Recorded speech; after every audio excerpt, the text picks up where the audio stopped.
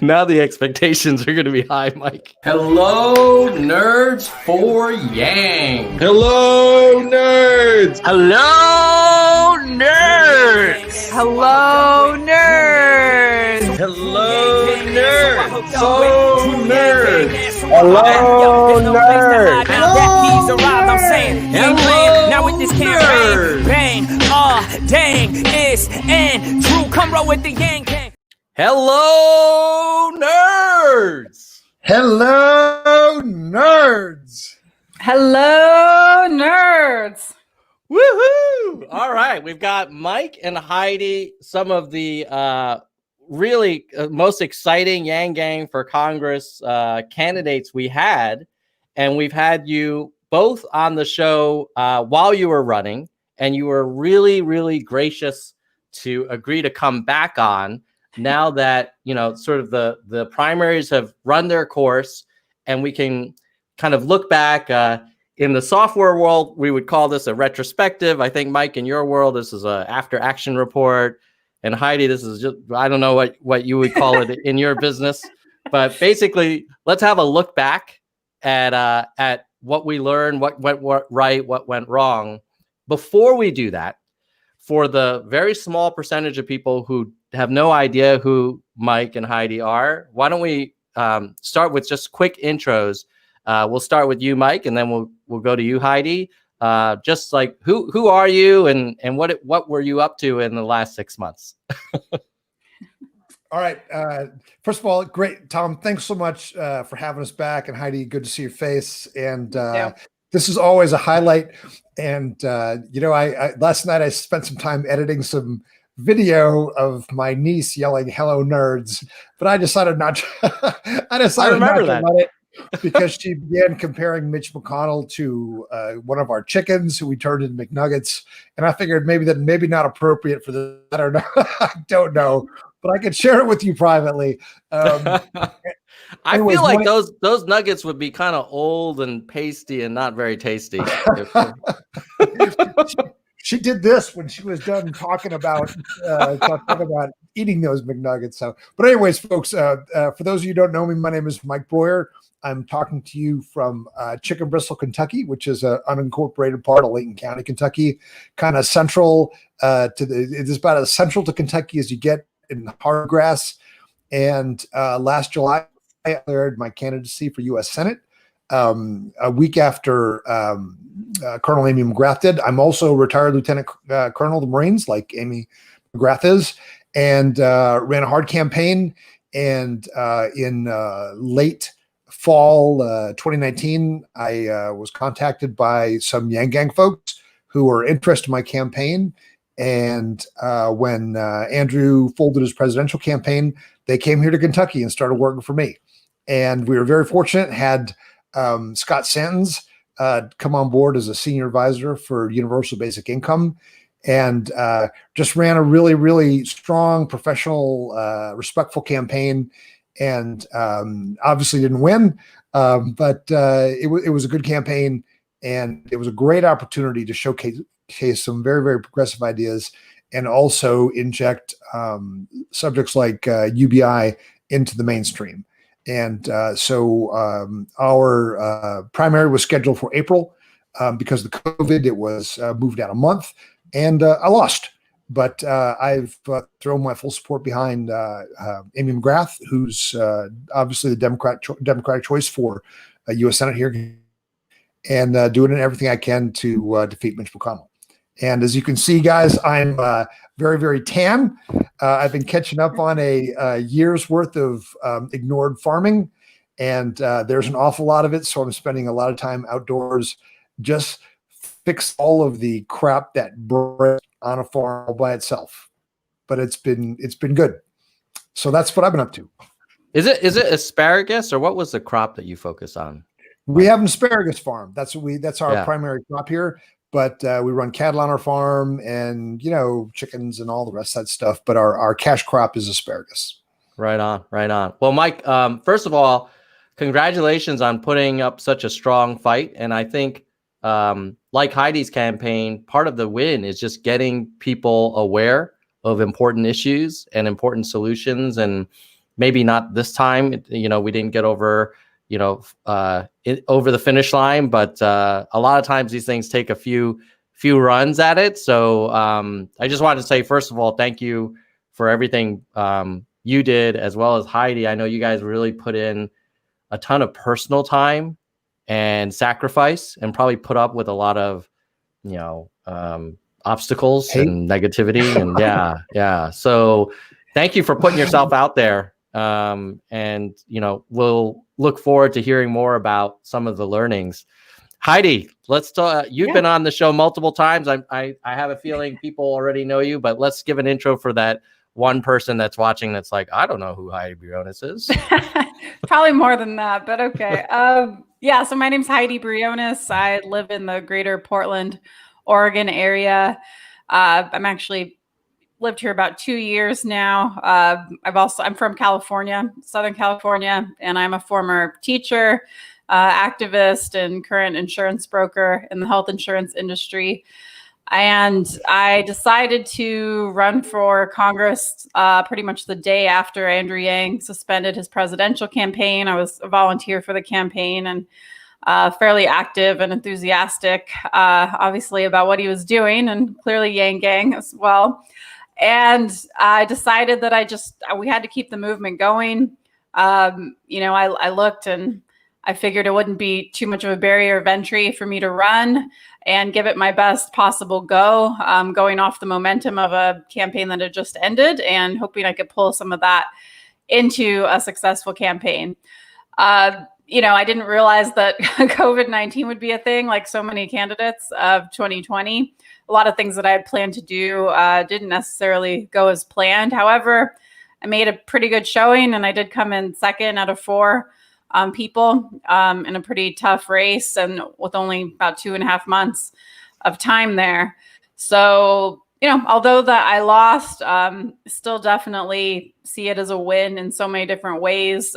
Being such a new candidate with no name recognition, coming in there and having a lot of people enthusiastic about my campaign really showed that, the solutions-based, data-based type of style of campaigning actually does work, and people really got excited about it. And a lot of people that wouldn't have voted necessarily, chose to vote for me, which was great. And, now I'm actually working on starting a nonprofit called Math Movement, which is intended to grow the grassroots organization of math-based, data-based, fact-based candidates and policies that we want to push forward, and hoping to build a really strong infrastructure at the grassroots so that when candidates like myself do run, they're not as alone as I was trying to figure out and organize everything on our own, that there's multiple infrastructures that we can count on, and we hope to build part of that.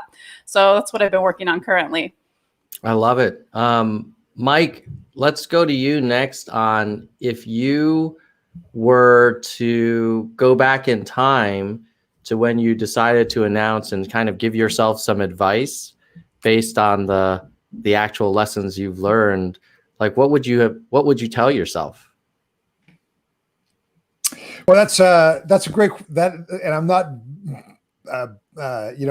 begging for time here, but that's a good question. I think, I think I would just tell myself more. You think, particularly as Heidi mentioned that if you've not done this before, and you're kind of using the Braille method of figuring a campaign out, there's a lot of folks who are more than willing to give you all kinds of unsolicited advice. But for me, I think the advice I would give to a year ago Mike Broihier would be just more. When you think that you're campaigning as hard as you can, when you're talking to as many people as you can, you're being as clear as you can, you're being as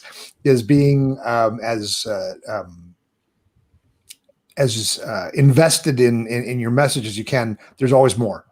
And I think that's what I would tell myself, because I look back saying, to end a campaign, you don't want to have anything left in the tank. And back in the early days, my wife Lynn and I thought we were working hard. We thought we were doing all the right things, but it was all based on intuition and not any kind of real knowledge. And so now, knowing what what my campaign was able to do January through May, Mm-hmm. I would take that energy and that focus and push it back to July and August of last year.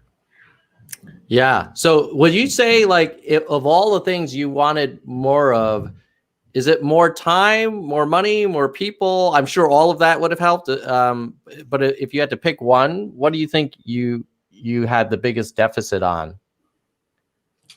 Well, there was really two phases to my campaign, Tom, and since we're talking about the beginning, people and the right people. It's funny. I got advice by someone who's well known, so I will not mention his name. But when we guy from and I see you've got it looks like the Bay Bridge in the background there, and the Golden Gate in the background. He told me, don't hire anybody, and which sounds like weird advice. But early on in the campaign, the people who would surface and want to work for me and would volunteer their experience and knowledge and did not turn out to be the best people. Where did the best people came from? It came from the Yang Gang. And I'm not sucking up to the Yang Gang here. But the intelligence, the focus, the drive, the selflessness came out of the Yang Gang. And so people are the most important. And the volunteers, you've got paid staff, and you've got your advisors and you got your volunteers. And those that came with time were just incredible, just incredibly hardworking and focused and productive. And if I could have had those back in July and August and September and not spent the time and the money that I did on people who just really didn't produce, but I didn't know any better. But that's, that's the way it goes when you're a novice, something like this. I don't know what Heidi's experiences are, but. Yeah, Heidi, what's your take? If Heidi's advice to Heidi back in the day? That's tough. I mean, it's hard when you think about it, Heidi. Yeah, but you're just building something. I mean, it's just kind of the same thing. It's like when you're just doing something completely new and building it, without any knowledge, it's tough to say, like, what would you do? I mean, in a lot of ways, people have asked me this and I'm like, I don't know if I would have run if I would have known that COVID-19 was going to be like a huge thing weeks later. And then they're like, oh man, well, I'm glad that you ran anyway. And I'm like, yeah, I mean, a lot of things that I wanted to do, I'm more like a face-to-face ground canvasser type of person. And the fact that I was highly restricted in that, it still bothers me to this day because I had a lot of fun things that I would like to do in person. So if I had to do things differently, I mean, without changing the whole world scope and aspect of everything, I suppose I would just be better at bringing in more people like Mike was talking about, and managing them better and organizing them better. Managing people is not one of my strengths, so I struggled with that just as far as, like, is this person doing what they're supposed to do? Am I paying them to do this? Like, how are these volunteers organized? Those types of things were fairly new to me. So I think that I would be better at bringing on more people and being able to organize them better, and probably bring on more help with that aspect, being that that's not my expertise. I'm more of the person that's in the front, and I need like a lord rather to sort of organize everything in the background. And I didn't really have that structure. I had a lot of people that were really good at specific things, such as videos, video editing, digital marketing, social media, things like that. And I have those skills as well, but I needed more of the organization, I think, type of the people management skills would have helped me a lot, so that I knew what everybody was doing and, that they were getting it done. You mentioned volunteers. I remember when Yang was running, a lot of people were kind of sometimes critical of how Yang utilized the Yang Gang and the volunteer kind of army. Now that you were both candidates with volunteers, and maybe we'll start with you, Heidi, since you were just mentioning it. What is that like, trying to coordinate and channel the energy of this kind of disparate group of people who technically they don't work for you, but they're doing stuff on your behalf.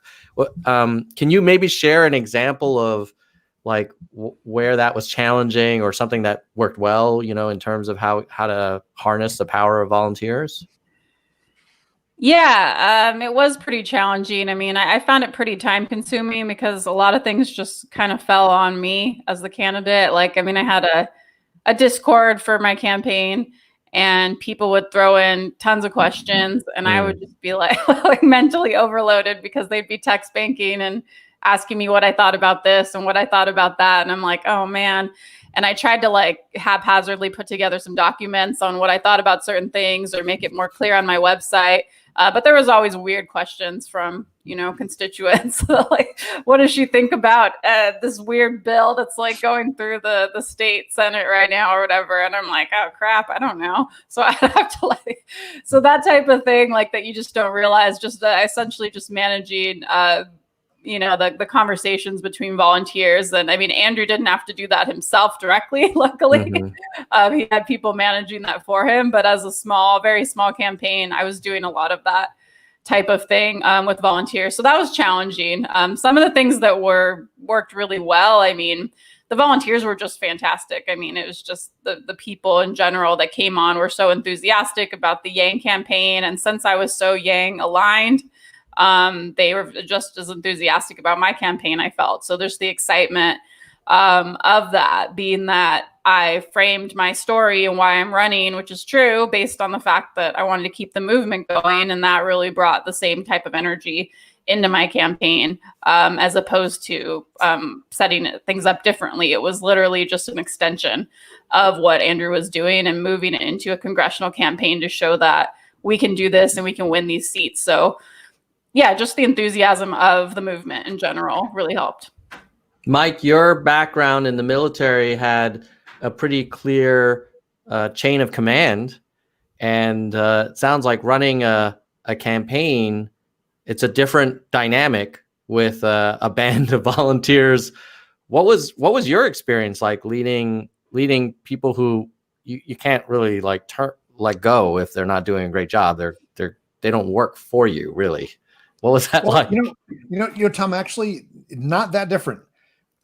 You hire or you bring on good people, you give them guidance, you give them resources, and you let them go to work, and you trust them.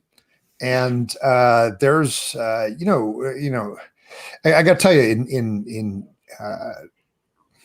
one point in my career, I had like 300 Marines working for me in a third world city torn apart by war. And if I were to, walk out and look around, I could see 10 of them, and at any one time. And they were guarding convoys or guarding feed sites. They were protecting the Red Cross, Red Crescent. And you had to take your hands off the steering wheel, and you had to trust them. And they weren't people I picked. They were people that were assigned to my unit, and so you have to trust. And of course you can winnow out the ones who aren't doing it. But I had a great campaign manager, and the only restraint he put on or condition he put on his employment was, there are going to be times when I tell you, you got to trust me, and you got to trust me. And I'm okay with that.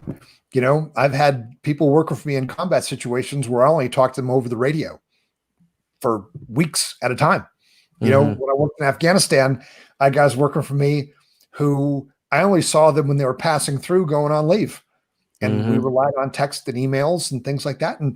And so that is a space that I'm very, very comfortable in. If someone's not doing it, then you got to get rid of them. But with that wasn't a problem I had. It was just I was very, very fortunate to have some incredible volunteers, and it's fun. It was always fun. And Heidi, I don't know if this was a situation, but I don't know if you ever called or texted by one of your like fundraisers and said, "Hey, let me tell you about Heidi, about Heidi Brionies." You're like, "Yeah, it's me."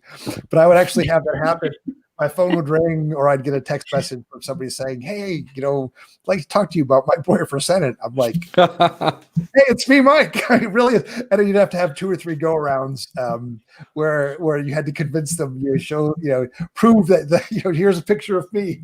But it was always great. I had one young lady who actually was from Kentucky but was going to school in Scotland. And we had several conversations. She's like, "Oh crap, I called you again." I'm like, "Yeah, I've donated everything I possibly can to this campaign. I'm not going to get it." But I got to tell you, Tommy, it's in a space where you really have to take your hands off the wheel and trust people. That's part of the game, and you make yourself cuckoo if you think you're going to control every bit of it. Particularly in a statewide campaign, you'd absolutely make yourself nuts. So hire good people, give them guidance, and let them do their damn jobs. Yeah, Heidi, could you elaborate a little bit more on some of the challenges of people management?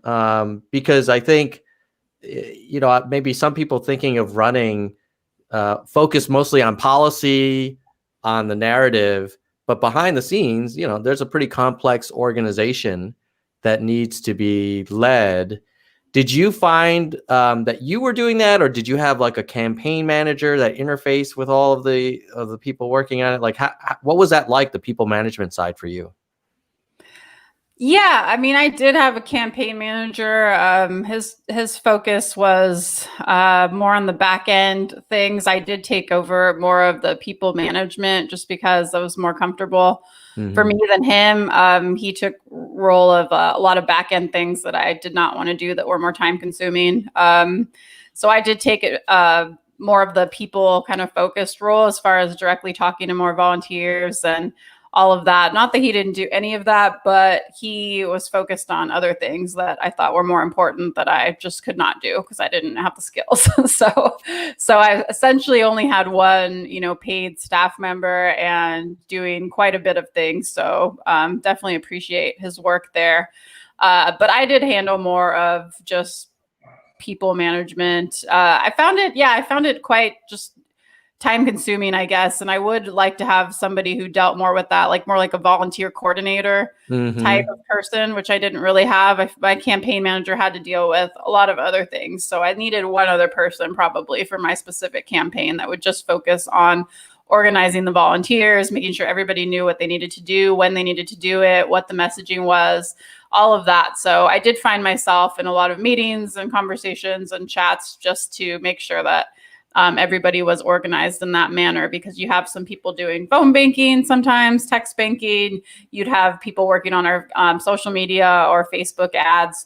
You have somebody with doing fundraising or helping with that kind of a campaign. And I had to just rely on myself or other people to make sure that would happen. But I did have a lot of help from other organizations such as Distributed Forward, which helped me a ton with the texting campaign. So thank you to Drew over there, because he did organize his own volunteers to lighten the load there. But I just think that we need more of a structure and a back end setup. I mean, you have other candidates such as a Charles Booker with Mike's particular campaign, or Jamal Bowman. These other candidates had multiple organizations backing them up, oftentimes, such as Sunrise Movement, Brand New Congress, Justice Democrats. Oftentimes they had multiple organizations backing them up, and I feel like that's something that we need, because that helps to manage it outside of the campaign. Sometimes you need other groups backing you up at the grassroots level, so it doesn't all fall on a campaign, which has so many things to focus on. Yeah, let's talk a little bit about, in a world where you're running a campaign and you don't have this instant coalition of all these organizations that are just ready to, like, at a flip of a switch, kind of deploy tons of resources on your behalf. And maybe Mike, we'll start with you. If you had to run another campaign and you wanted to put together a dream team and you had resources and access to talent, like, what are the key people? So Heidi mentioned like a volunteer coordinator, campaign manager. Like, what are the boxes in the org chart that you'd want to fill to be like your senior leadership team? And then Heidi, we'll get your thoughts as well after this. Well, I think obviously campaign manager, and it's interesting. It got to the point where I did not even talk to my manager every day. I had the comms director was also quasi, because of course this is during the pandemic. It was not like I was out traveling around and going and seeing people. Mm-hmm. So most of my contact, my outside, outward facing contact was through the media, and whether it was through op-eds or through radio and TV interviews, newspaper interviews, that was the way, that was the way we were communicating. Zoom town halls, and so it was not a typical campaign because of the pandemic, but I have to say the working for me adapted really, really gracefully to it. So, I mean, top line, obviously, campaign manager, and the campaign's big enough, a deputy, and putting someone in charge of fundraising, and so fundraising, volunteer coordinator, comms director, and I think that's probably underneath the comms director would be social media, though it's having someone in charge of all of those things and having them be able to work together in their efforts really coordinated by the campaign manager. And I mean, I know my staff would meet every night around 9 o'clock, 10 o'clock at night on a Zoom. And frankly, I was not invited because I didn't need to be there. Mm-hmm. By the time I was done doing my thing for the day, I was done. And they needed to be working on the nuts and bolts. So the fundraiser would be talking to the digital media person and saying, okay, I need to take X number of your people over to do text phone banking. We're going to be switching from regular phone banking to text banking and things like this. And so again,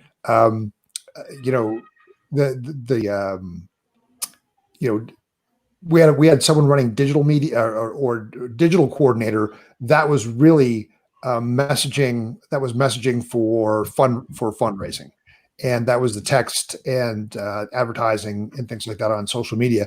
We also had someone doing social media, which was our messaging, which was strictly messaging on Twitter, mostly Twitter and Facebook, and to a lesser extent Instagram. And but the comms director really ended up being an important person because like here in Kentucky, we have over 100 weekly newspapers in the state, and people still read their weekly newspaper. And I would typically every day do 2 or 3 interviews with newspapers. They'd get a headshot, they'd get a bio, and they'd get a half hour to do an interview. And having been a small town newspaper editor myself, I mean, I'm like, hey, there's my front page. I got some cat who's running for U.S. Senate, and I got a picture, I got his bio, and he gave me his time. And in a light day was when I did 2 of those. But again, this is all atypical because it's all with the the asterisks of it being during the pandemic. Yeah, Heidi, what does the Heidi 2.0 ultimate campaign team look like?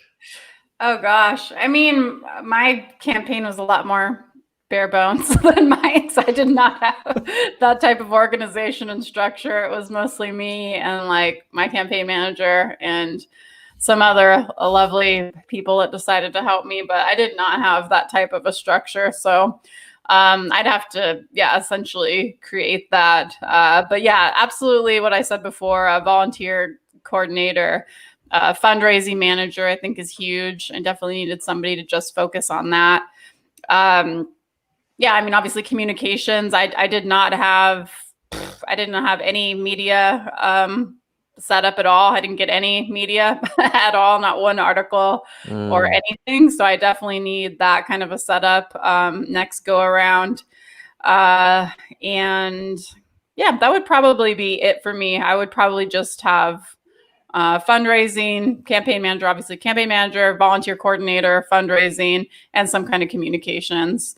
And other than that, I think everything else could be organized under those umbrellas and making sure that all worked smoothly. What was that like trying to engage with the local media and get coverage, Heidi? What did they say? They did not want anything to do with my campaign. Yeah, this is, Yeah, this is it's a Democratic stronghold area, and I realized pretty quickly they don't really take too much favor to people who challenge their incumbents, and they don't really want to give you a whole lot of time or airtime, especially because they don't want to give you the time of day. Plus, there being not a lot of local media. But yeah, the only interaction I had with media at all was the Willamette Weekly interview where they had me, Amanda, Ricky, and obviously Bonamici, and they interviewed us. And they really went pretty hard against, especially me and Ricky, and also Amanda as well. But I mean, they were not too favorable to the challengers, so it wasn't the greatest press. But I was happy to have any. I mean, any press was exciting to me, so I was happy to be there and invited and get any kind of publicity because I had a really hard time. I did reach out to many outlets. I had some volunteers reach out to certain outlets. I did not have a dedicated media person, which I should have, but it was very difficult to get any sort of press or attention. Mike, it sounds like you were able to get a little bit more traction with media coverage. Did you sense that, because you weren't the kind of anointed Democratic favorite, that you got a little bit less coverage or harder coverage? Like, what was your experience like interacting with the media to cover your campaign? Well, Tom, it was really mixed. I mean, inside of Kentucky, I thought it was very even-handed, and we did it very aggressively. And I'll tell you this. I mean, a year ago, we had a friend of ours, old, retired dairy farmer, widow friend of ours, sit down and dig through the Kentucky Press Association's website and got the name, address, email, and phone number of every single newspaper editor in Kentucky. And put that on a spreadsheet, and just something, she'd come to the house here for 2 hours a day and just slugged it in. And when it came down to crunch time, pulling that list out and being rack up, like I said, 2, 3, sometimes 5 media events a day was really, really important. This is having no idea that we were going to have the pandemic, but like I said, having been a small town newspaper editor, I know that in the country, and most of Kentucky's country, people, when they say the newspaper, they don't mean the Washington Post or the New York Times. They mean the Mountain Eagle or the Advocate Messenger or the Interior Journal. And so I kind of knew that going in, but that was just based on my own experience. It wasn't any particular freaking genius, but I know people read their local newspapers. And so there's something we had in our hip pocket. Our media list was good. And so people listen to local radio. Weird things like here, most local radio stations do a morning swap shop where people call in and sell stuff, sell their farming equipment, sell their chickens or their goats or whatever the hell they have. And so that, if people are going to listen to our local radio station, that's when they're going to listen to it, between 8 and 10. And so that's when we try to be on and try to do quick hit interviews and things like that. And that's just because, I've lived here. I know I live in the country. Got good coverage from our 2 local newspapers, the 2 big newspapers, Lexington Herald Leader, the Louisville Courier Journal, which just won a Pulitzer Prize this year. Good, congratulations to them. But anyways, I had good open relations with them outside of Kentucky. Got jack shit. Really, honest to God, other than Rolling Stone, which was awesome. Hell, I was in Rolling Stone. I could die a happy man. What was that like, reaching out to national media? I would have imagined it would have been kind of an interesting story. Here's a former Marine, pro UBI, going after the big McConnell. Like, isn't that a cool story to tell? Well, the only person who thought so was Bob Moser from Rolling Stone. And he very generously gave us, he was writing a big article about McConnell and what a piece of crap he is. And, boy, for the life of me, I can't remember if we contacted him or he contacted me, but we had a great interview, 2-3 hours, just bullshitting on the radio. Can we say bullshitting? It's yeah, sure. But just talking, and I'm like, I really like this guy. And my wife Lynn was listening, and she's like, it was a nice interview. And yeah, I got good. Interestingly, in the only national press we got, it was like the first time I was not mentioned last. Like, oh yeah, there's this other guy. And I think Moser really was intrigued. Like, hey, there's this retired Marine. He's a freaking asparagus farmer, and he's going for the kill on Mitch McConnell. And this is, that is journalism. And I keep saying, well, as a newspaper guy, but that's journalism. I mean, that's man bites dog crap right there. Right. Yeah. And good on him. And so when I ended up getting a feature again, it was because he's like, holy, this is an important race. This is a good story. And, so I got lucky there, but frankly, I'd done an interview in August with Politico, with an editor and a reporter from Politico in DC. And we probably talked for an hour and a half, 2 hours. And they said, hey man, we love you. Interesting story, but we're not going to touch it. Because we were blacklisted by the DSCC and Chuck Schumer. And if you don't believe me, you can ask Charles Booker or anyone else here in Kentucky who was considering running, literally blacklisted by the DSCC because the currency of media in Washington is access. And that's one thing that people like Chuck Schumer control.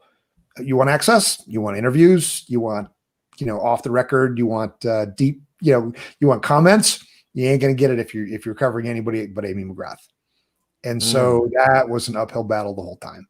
But, so long answer to a short question. I'll just say, in summary, mixed. Yeah. I mean, that is so just kind of disturbing in that you grow up being taught that we live in the greatest democracy, on the face of the planet, and that people have access to free information and they make their choice on election day. But it does sound like you believe that your ability to get your message out was influenced by within the party, not sort of not opposition on the other side of the aisle, but within sort of almost friendly fire type kind of situation. Are you sure? I mean, do you really believe that, Mike? Oh, absolutely. It's not just that. Digital media corporations, campaign accounting, campaign finance companies that work out of DC, K Street. It was blacklist. And again, you don't believe me? Talk to Charles Booker, talk to Matt Jones from Kentucky Sports Radio, who was considering running. He had to get an appointment with Chuck Schumer himself to get a dispensation to hire some digital media company out of DC, national digital media, political digital media company. And and that is no reflection on Colonel McGrath's campaign at all. That was just the decision was made at the DSCC level to interfere here in Kentucky. But you know what? I'm not, and I don't want to give the impression I'm making excuses, because that was not a question of it was less a coverage. It was more of a fundraising issue, because every single thing in the media was there's no race in Kentucky. And there was absolutely a very, very important race and tough race, bare knuckle race here in Kentucky. But that was, if you were to go back and look through the national media narrative, you wouldn't have gotten any of that until about March. Heidi, you were nodding. It sounds like you are not skeptical of Mike's assertion that there was some thumbs on scales. It's just factual. I mean, he's not saying anything that's not a fact. I mean, there are these blacklists, and the party is extremely powerful. I mean, both parties are extremely powerful, and I don't think that we can deny that. And I do believe that if the party does choose a certain person to lift up, that is their choice. And they have lots of ways of blocking or stifling those who go against that anointed choice, whether it's a person that's already an incumbent, or whether it's just the person that they want to nominate and they've put their funds and energy and, behind that person. Yes, they do want to stop other people that would challenge that, because they want to win, and they want to win in the way that they want to win, because that's their power. And the parties are extremely powerful. So It's all interconnected, I think. I mean, you have the media, the parties, and, influence as well. I believe it's an interconnected system. But I mean, I was blocked several times as somebody challenging an incumbent in just weird type of ways. I mean, with one way is access to voter data. Kind of difficult to get access to voter data. A lot of companies don't want to work with you when they find out you're challenging an incumbent. So it was difficult to get quality voter data. Just an example, something that incumbents can get for free, obviously, and have access to all of that. But if you want to actually get access to your voters, it's either extremely expensive or the quality is just low, or sometimes both. So I ran into a lot of issues with being able to actually contact voters, which is a huge way you can stifle a candidate who's challenging an incumbent, is they can't actually find the people that are voting. Well, we've got about 15 minutes left, and I want to take some audience questions. So nerds, if you have stuff you want to hear from Mike and Heidi, go ahead and put them in the chat. The first question I'm going to pull out of the box here is Sue. Maybe it's a very big question. I mean, on the one hand, it sounds like it wasn't an amazing, unconditionally positive experience, that you encountered a lot of weird kind of friction to success. What are your thoughts? Are you going to make another go at it? Is this sort of like the warm up for the next battle? Or do you feel like, hey, I did my part. I threw my hat in the ring. I'm going to let someone else have the pleasure of doing that next time. Maybe Heidi, let's start with you and then we'll go to Mike. Sure. I am not sure at this point. I'm considering if I may run for a state seat rather than a federal seat next time around.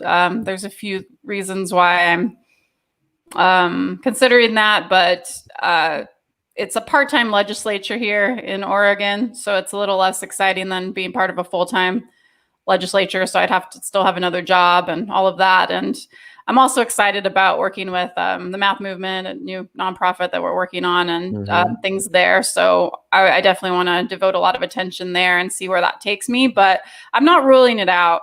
I don't believe that 2022 I will run for the exact same seat. Right now, I'm not feeling that it's the right time. If it's 2022, it would probably be a state seat or something more local. But I'm not ruling it out. I mean, in the future, if that's what I feel like I want to do, then I'll consider it if it's the right time. Again, it's all about timing, and if it's the right place for me at that time, and if I feel like I can make a difference and hopefully win this time and make that big of a difference. What do you think will be the key questions that you'll ask yourself before you make that decision? You talked about if it's the right time. How do you know when it's the right time?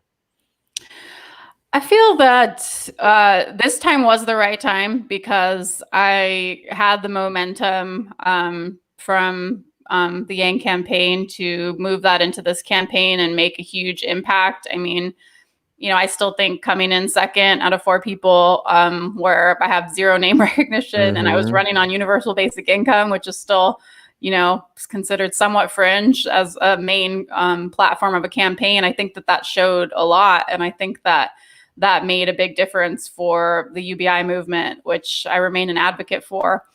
And that was one of my tertiary or secondary reasons for running. So I think that the moment right now was very important, and being able to show that this is a solution that's pertinent to our times during COVID-19. So the timing, I think, was good. Even though I didn't win, the timing was perfect to push forward on the policies that I wanted to push forward. So I'd have to look and see. I mean, if I look at a race and I see, for example, like an incumbent who's kind of on their way out, and an opening, and where I could get like enough votes in that area. For example, I mean, in my area, I've gotten several thousand votes in this area. I could, with those same people, if I could motivate those same people to vote for me again, I could win a state Senate seat. So I'd have to look at the facts and the data and, the status of the incumbent, if they're on their way out, if they're super popular, what kind of fundraising I would need.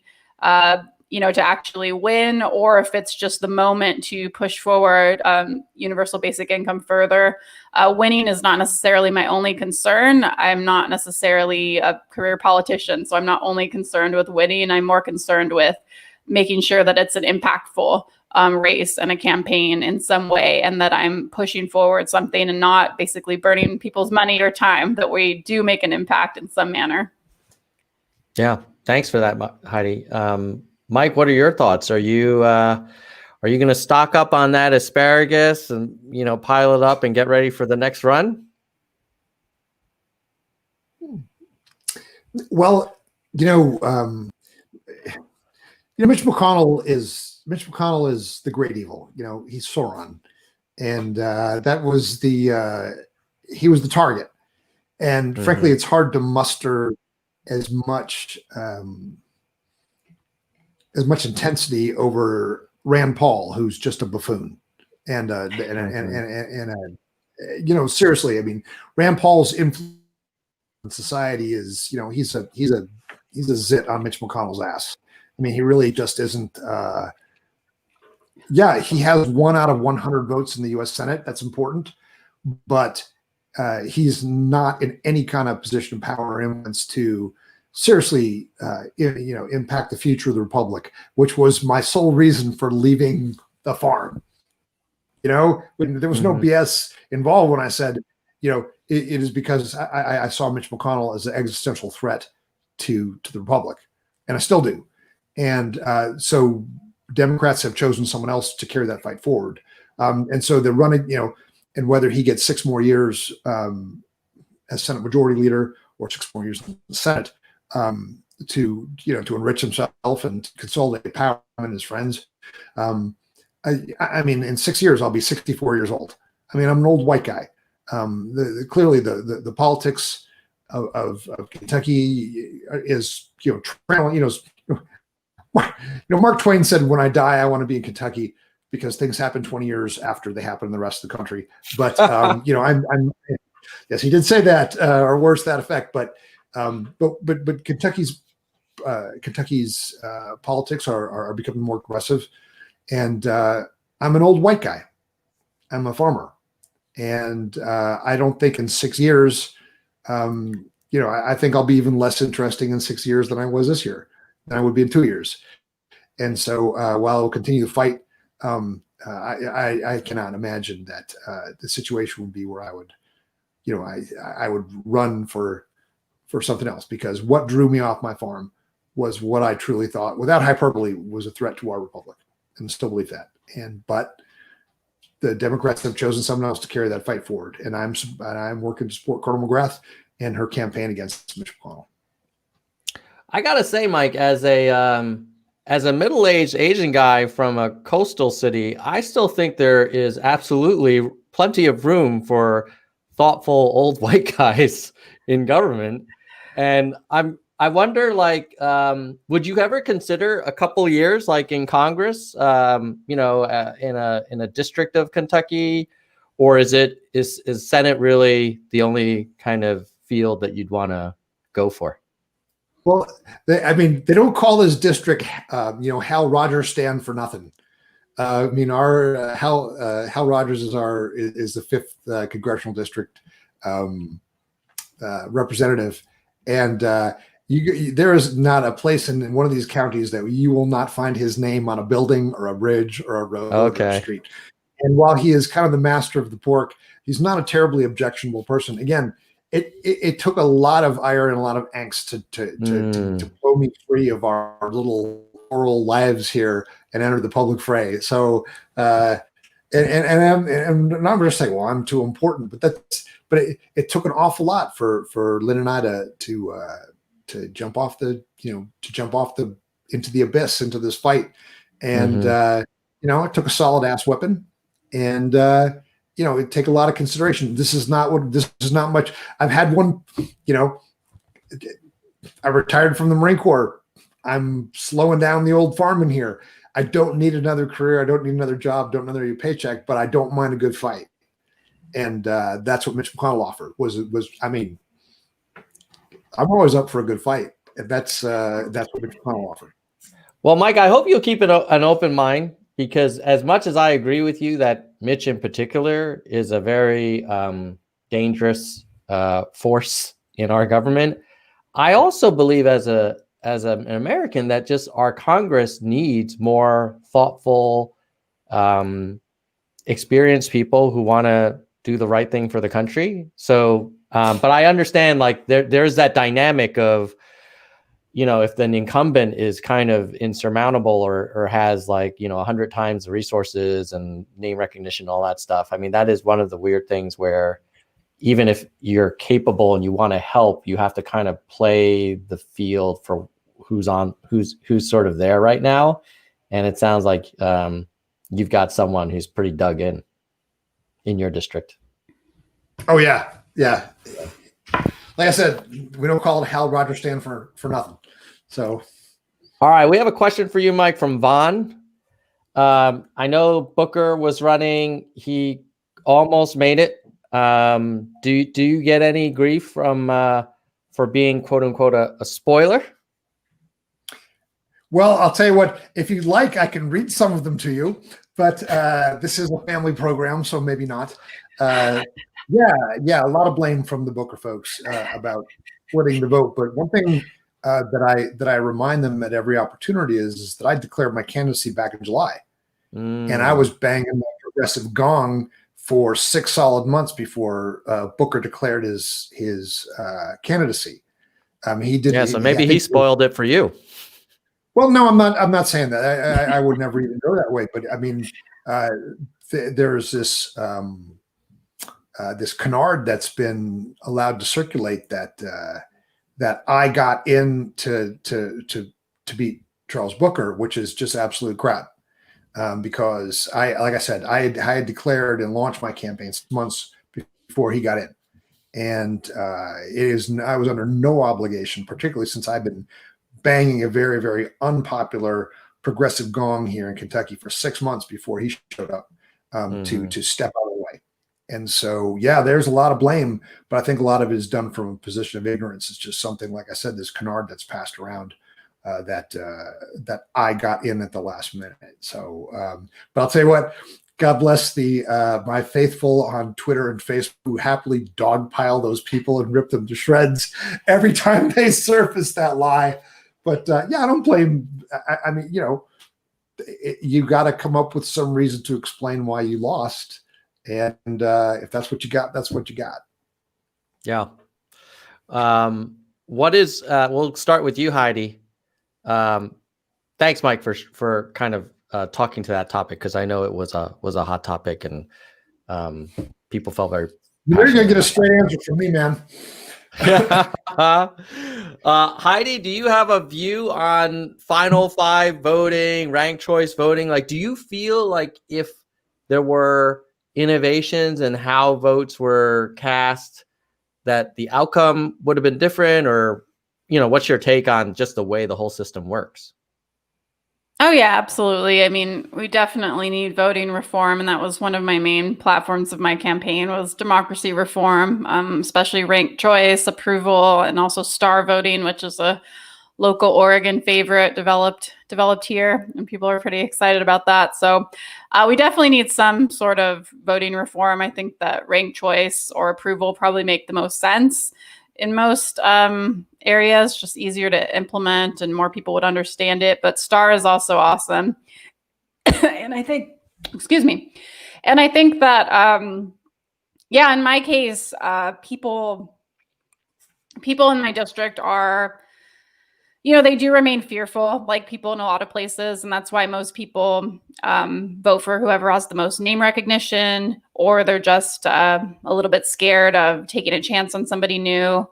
And that does affect voting. But I do think that having something like ranked choice or approval would very much improve the outcomes for incumbent challengers. And I believe that that's why it's hard to get these things passed through at the state level, which is where they're often passed. So if I did run for a state seat in the state Senate, for example, I would push for having open primaries, which would have helped a lot. In my case, a lot of people were not registered Democrats and couldn't vote. And I would also push for voting reform, ranked choice, approval, or star, or other methods, depending on what was appropriate. So I think it would make a huge difference. Mike, if we had ranked choice voting in Kentucky, then anyone who supported you, who had Booker as their number 2, their votes would have went to him. Do you think that would have been a good thing if Kentucky had didn't just take whoever got the most single votes, but applied a different approach? And do you have a view on some of these voting reform ideas? Well, I want to separate them. I don't want to say, oh, I would have won. That's frankly, Tom, I've not even given that a moment's thought. Not a bit. This was a toe-to-toe. One thing about Marines is we're like straightforward, toe-to-toe. I lost, and that's just the way it is. And I lost by quite a margin. And so I don't even want to estimate it. That being said, I love ranked choice voting. I think it's been very, very successful wherever it's tried. I'm open to listening to any of the different models. Of course, when how states run their elections up to the states, and it's and how they deliver their delegates. So it's I am absolutely supportive of anything that's going to replace our electoral college system. It is just an artifact of a bygone time that is not reflective of the way we live and the way we vote right now. So, but I don't want to apply it to my own particular race because I lost. It took a pretty solid beating doing so. Well, let's focus on the future now as our final discussion point. I'd love to hear, are there particular topics or lessons or advice you'd offer, or just things that you are passionate about at the moment that you want to share with the audience? And maybe we'll start with you, Heidi. What are your closing thoughts for this panel? And thanks again for joining. Yeah, of course. Thank you so much for having me, Tom and Mike. Always a pleasure to see you. So I'm glad we got to reconnect here. I would just say if somebody's thinking about running, for example, you look at the data, you look at the facts, you look at what you would need to do to get into it, and you feel like you can make an impact, then absolutely do it and go for it. And worst case scenario, it's a lesson learned. And best case, you could come out victorious, and just make sure that I would say that you have a reason for running, that you have something passionate that's going to make you do the work that you need to do. For me, I do. And for Mike, he does as well. And it makes it so much easier to do the work and to see the value in it, regardless of the outcome. So I would just say, make sure you have a clear purpose behind what you're doing, and everything will work out just fine. As far as what I'm passionate about right now, I mentioned it a couple of times, but I would love it if people could check out Math Movement. If you can go to Math Movement, which is Movement MVMT, so MATHMVMT.org, and sign up and check out what we're doing. We are starting some really fun things right after the presidential election, because we realize people's attention is elsewhere right now. But on November 5th, we're launching something called Math Class, which is a for us, kind of by us, and us being Yang Gang. So for Yang Gang, by Yang Gang, organizing curriculum, which should be pretty fun. So people can learn more about political organizing, how to do the sort of things that will make these candidates win. And we'll also push forward things like ranked choice voting or other reforms that we want to see. So we're excited about that. I hope people will sign up and keep the movement going. Mathmovement.org. Go check it out.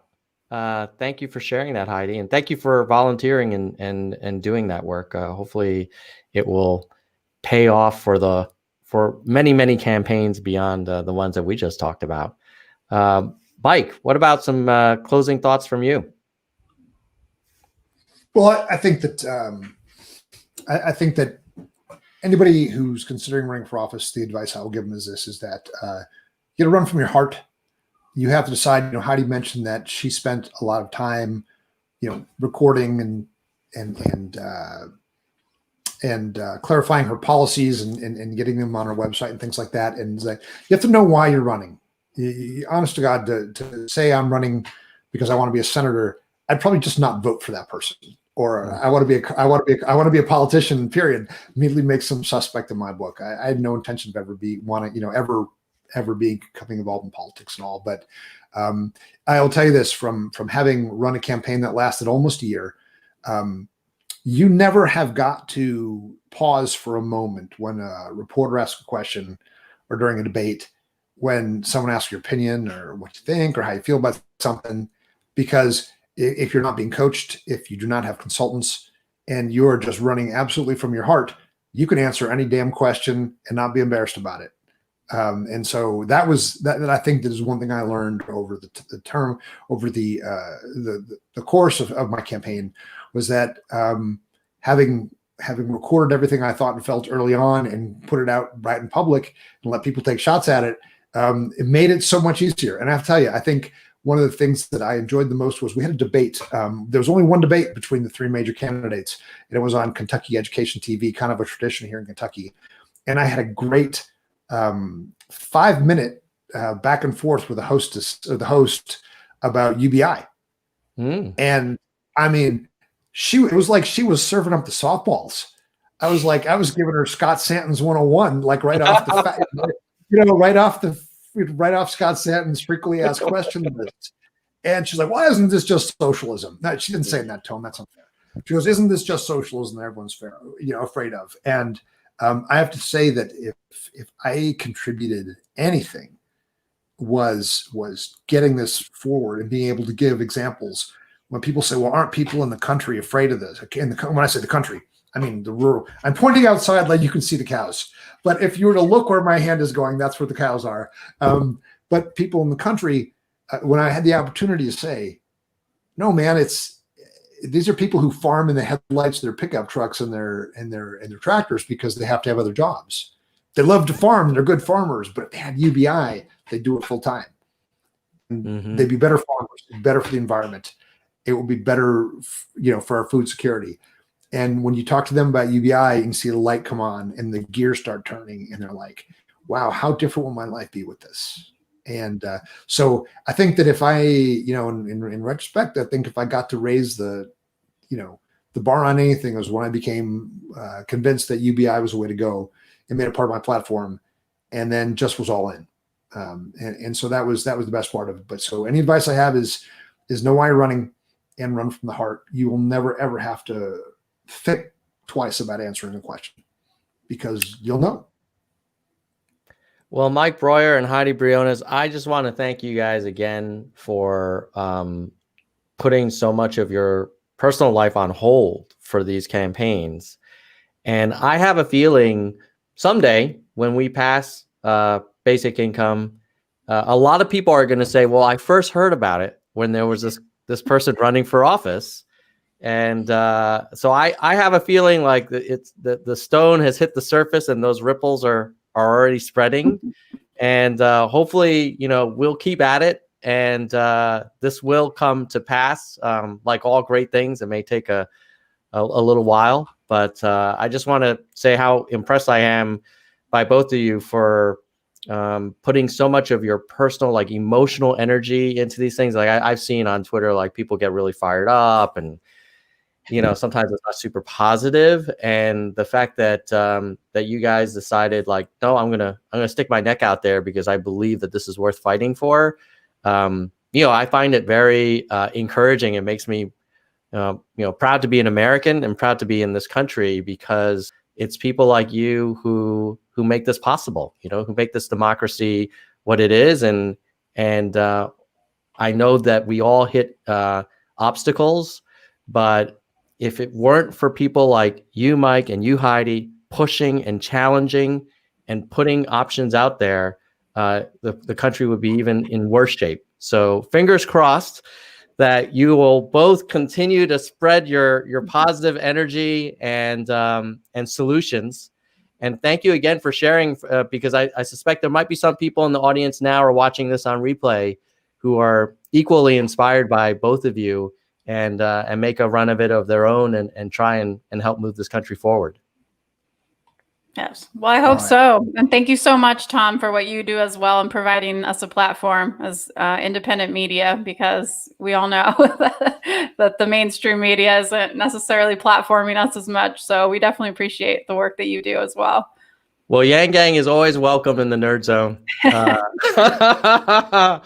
You guys have a great Sunday. Enjoy the remainder of your weekend. And thanks again. With that, we're going to say goodbye, nerds. Goodbye, Goodbye, nerds. nerds.